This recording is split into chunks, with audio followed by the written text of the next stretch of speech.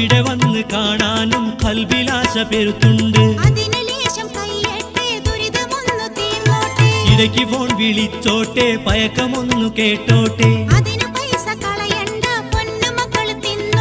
പുര പണിഞ്ഞു കഴിഞ്ഞില്ലേ, പഠിക്ക പാഠം വാങ്ങിയില്ലേ?